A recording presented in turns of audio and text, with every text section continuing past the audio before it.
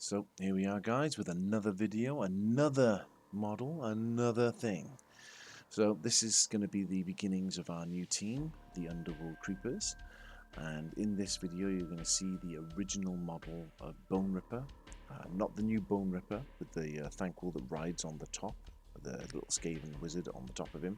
This is the original OG LED model from like the 1990s, 2000s I want to say. A classic model, a fantastic model. It genuinely is full of so much character. It's a beautiful model and now has pride of place in my Skaven team to my Underworld teams. So what we're going to do is we're going to apply the paint onto the model, but we're going to mix it up with the contrast medium, and we're going to mix it in a 50-50 mark with the dark oath flesh. So by doing this we're going to thin the dark oath flesh with the medium so that it flows over the model a little bit easier, and it has a little bit more of the fluidity to it, so that it settles into the recesses more, produces more highlights and natural definitions between the tonal values on the skin. Now, whilst all that sounded very technical and easy, it just makes the paint look nice on the model. No, but it does make the paint flow faster, and it's just genuinely nice. And as you're going to see now, that I'm going to apply this to all the fleshy areas on the Skaven, so not the fur, just the fleshy parts of the model. We're not going to be too worried about teeth or claws or anything like that. We'll just paint it all in this colour. We're going to go over it afterwards and get that sorted. But for now, we'll get all these flesh tones done, and as you can see, it's a good base for the Skaven, for any Skaven to be honest, to have. It's got some natural red and warmth to it without being too pinky or red. It's just a good base undercoat.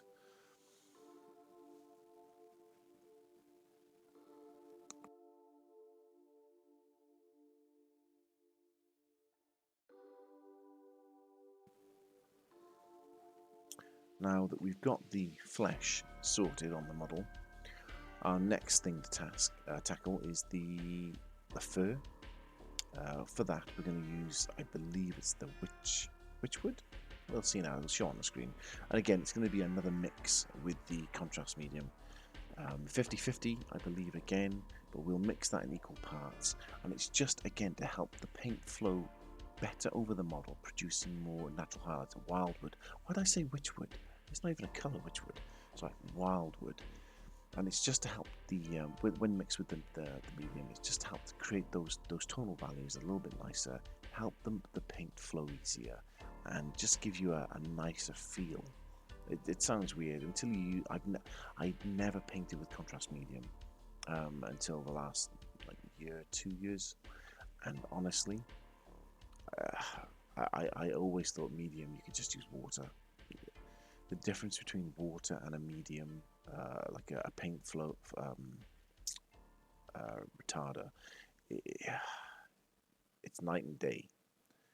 Don't get me wrong, water will help you thinner paint, make a paint more translucent, and give you other ranges that a paint retarder won't do. But the contrast medium that helps the paint flow and stay and do all its things, just so much nicer. So yeah, if you need to get a hold of this if you're working with contrast, speed paints or anything like that, it's a good tool to have in your repertoire, and I would honestly advise you get some just to use, not all the time, just now and then. As I say, the techniques that I employ in the videos that I've shown are usually straight from the pot, and you can get away with anything straight from the pot to a degree for a basic level. But if you want to start employing more techniques that will, in the future, improve your painting and your models and the way they look, thinning your paint is always good. Giving yourself extra techniques onto that is just anything that helps you improve is better. Anyway, as you can see, we've applied all the brown. It doesn't look like it's, even though it's a wildwood, it's a very dark paint, with the medium applied to it, it's translucent, which is what we want, because when we apply the oils afterwards, it's going to get quite darkened down anyway. So the next paint that we're going to go into now is the silver. We want to get all the metal areas done. And as you know, in all my videos so far, I've been using the speed paint polished silver. I just find it as such a great base to use. We're looking at a silver here that you can use inks to darken down. You can use oils to darken down. You can apply colours to it to change the sheen and the value of it. It's just as a silver goes, it's got a very good metallic base to it. When you apply a matte varnish to it, it actually goes quite grey instead of silver. Even though it retains its silver quality, it's quite a grey looking silver. You can change the values on this silver immensely with a few applications of another source. Not many paints give you that range. The polished silver in the speed paint range does. Is it the best silver? No. You can make your own silver with other metallic paints. You can even do non-metallic paint silvers if you're when you get to that level. I just like this because it's easy. And the whole point of these videos is to make it easy for you guys. Is it the best? No. Is it good? Yes. There might be another silver you'll like. And that's the beautiful thing. Just use what you've got. Use what you think you like. What you think is best. And for you and your models, use whatever you like. Just go with the flow.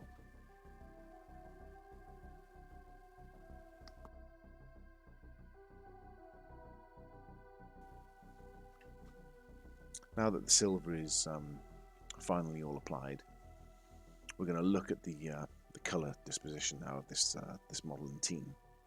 So the team is the Underworld Creepers. They're predominantly red and black. Now what we're going to want to do is try to ascertain which values are going to be, which parts of the model are going to be red, which parts of the model are going to be black, and the team itself has a paint scheme. So we like a pattern. So we're going to have to work out where we want that pattern as well. So for now, we need to plot our areas of where the red goes. So as you can see, I point to the shoulder pad. I think that's a great one because you can have the dark pattern there. And then you want certain parts to be red, other parts to be black. So we're just having a little think, what would be a good idea? Again, straight from the pot, start applying it to your model. This is probably one of the best reds. This is my favourite red, to be honest, from the range. It's quite bright, gives you good definition in the cracks and highlights, and applies itself to the models really, really well. I've got other reds like Flesh Terror Red and whatnot. They're nice, but they're a little bit lacking.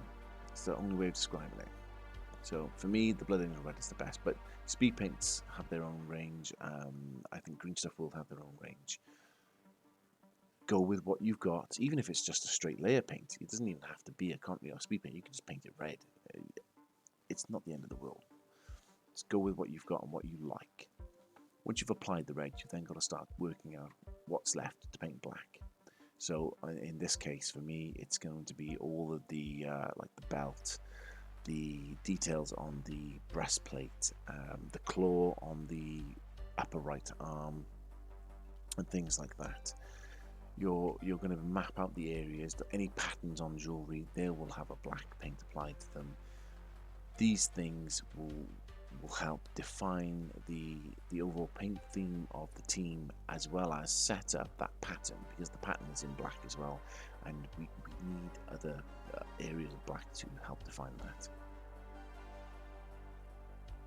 So now that we've got that in play, we need to now start doing the details. So we're going to be here, we're going to be picking out things like the chains around his body. We're going to sort out his horn, which we will have to apply obviously the horn colour itself. We're going to have to sort out any details on shackles. We've then also got to look at his tail, and we've got to work out what colours we want for his tail, because that's not a standard rat tail, not by any stretch. That's a mutated tail. This is a heavily mutated rat ogre that is at the peak of evolution for him and his craft. He is the best, the most monstrous thing, and he's come out perfectly unscathed. So we need to start making him look like he's unscathed and a beast for many parts. So we're going to apply this yellow to the tail to give it sort of like a reptilian look. Well, the initial basis of one anyway. Also going to use the yellow to apply to any pus spots and whatnot. There are horns and spikes that go along the spine of this model's back. We're going to apply yellow to that because that will still add to the overall colour complexity of the horns and spikes that protrude from the spine. Now that we've got those in place, we go to our Wraithbone layer paint, and we're going to paint the horns perfectly with that, as well as apply little white dots to any spots. The spinal protrusions on his back that we did put yellow on, we're going to put those as white as well because they are bone. And we're going to do anything else that we see fit. At the moment, we're going to leave the claws and teeth. We'll come back to them a little bit later. We're not needed to do them now. So now we're looking at this tail and we're thinking reptilian means green for the most part, so we need to start working on that and making it look the part. So we apply a green ink, and what the green ink will do is it will allow the yellow to seep through and show itself, whilst giving the recesses a very heavily green, scaly, slithery, snake-like feel, which is what you can see right now. It all helps add to the character of the model. But it's a little too green, so now we need to darken it down. Well, not darken it down, but to pull it back to being somewhat skaven at the base from where the body becomes the tail. So we need to add some brown, as well as marking out our bones. So as you can see, I'm just applying this strong tonal value to the bones all over. I will use some water on the end of the brush to sort of mop at the top end or the upper part of it, and then I will apply more of the raw strong tone at the base level to give it a sort of dirty toenail, nail, bone, horn effect. And I will do that to the claws and so on. I will do it to anything that I think is ready for it now.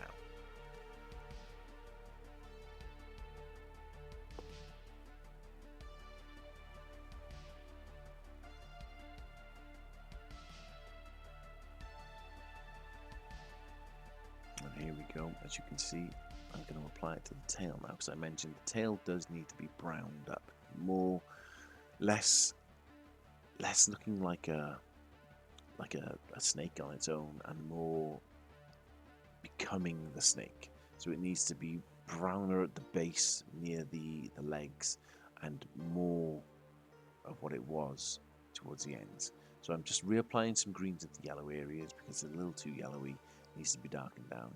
Then I will sort out the green and make it a more natural looking transition.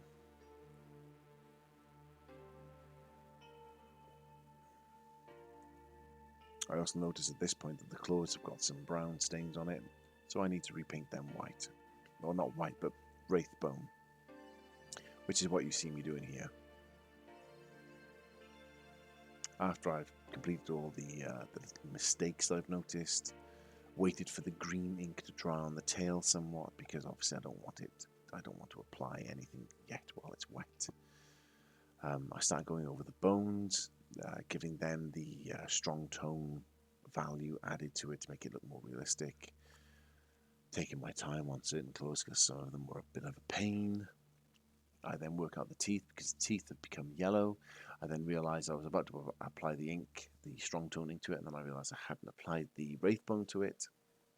So out comes the Wraithbone to make the teeth white, or at least tonaled in the Wraithbone, make them look a little bit better. And I apply a little bit more to claws and whatnot that I'd forgotten and missed.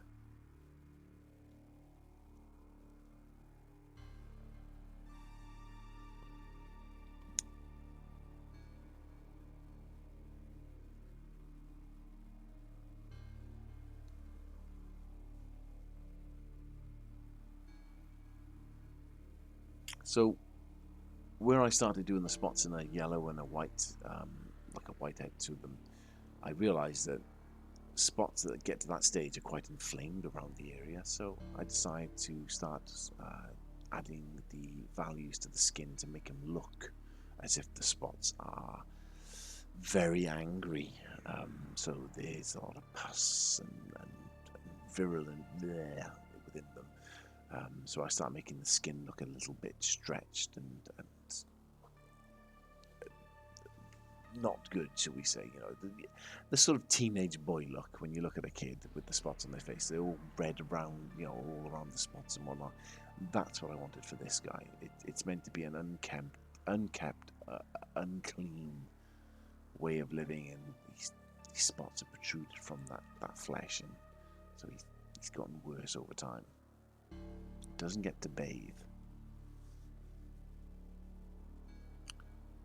So now I'm just taking the wildwood and applying it loosely to the nose to give that nose a more realistic look, as opposed to just leaving it as it was, because as it was nothing. Go back to my strong tone and start to apply more details to certain areas again. So the claws that I had retouched up, they need to be done. They need to be have the transition that the other claws have got so far.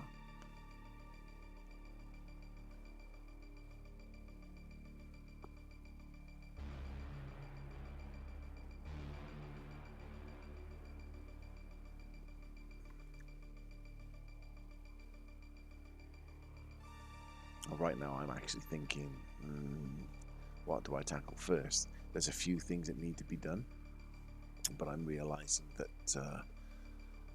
I need to go back to the black and apply a few more details, mainly the oh my god, the pot.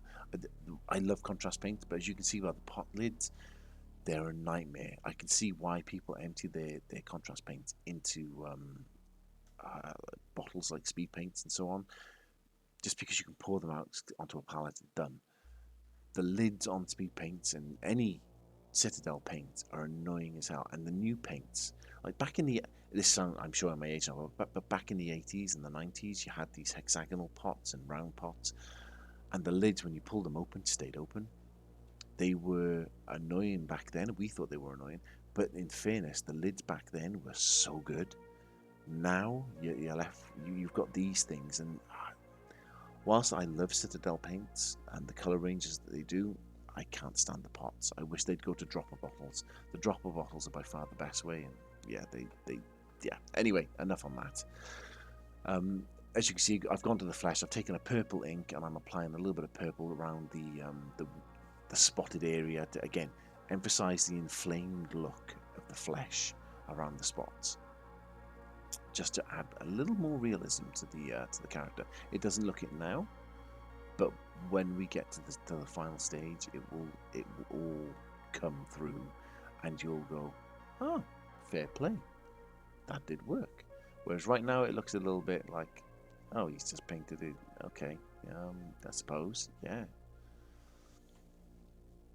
Now we've got a few things to touch up on with the silver, and I'm forever doing that with models. I've actually got a model holder, one of those grip holder things. You put the base in and so on. I just never use it. I forget all about it. Just years of never using it. Yeah, I've got one and still don't use it.